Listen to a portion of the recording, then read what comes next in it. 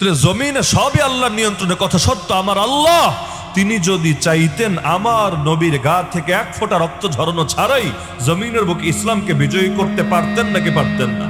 আমার আল্লাহ যদি চাইতেন আমার নবীকে একদিনও জেলে বন্দি করা ছাড়া 3 বছরের বেশি আমার নবী শেবে আবি তালেবে অবরুদ্ধ থাকলেন, বন্দি থাকলেন, অথচ আমার আল্লাহ চাইলে 1 সেকেন্ডও বন্দি করা ছাড়া ইসলামকে বিজয়ী করতে পারতেন নাকি পারতেন না? আল্লাহ তো যা চান, যখন চান, যেভাবে চান তখনই পারেন, সেভাবে পারেন।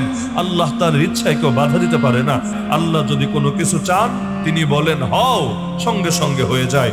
এমনকি এই যে হও কুন, এটা যে আল্লাহ আসলেই বলেন নাকি আমাদের বোঝানোর জন্য এটা জানিয়েছেন, এটা নিয়ে ইমাম আবু হানিফা এবং শাফিঈর মধ্যে ইখতিলাফ আছে।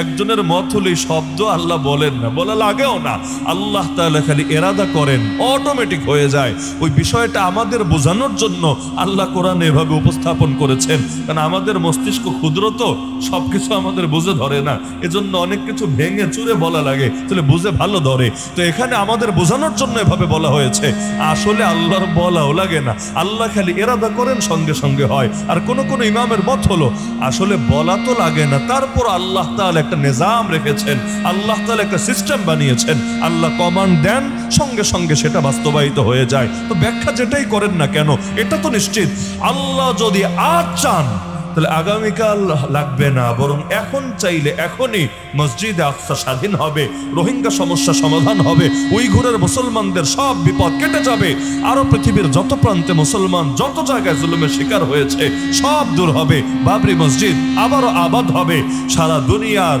প্রতিটা ঘরে ঘরে ইসলামের পতাকা পতপত করে উঠতে থাকবে। হয় না কেন? আল্লাহ তো চাইলে পারেন, অবশ্যই পারেন। কেউ যদি মনে করে পারেন না, অর্থ ইমানই নেই।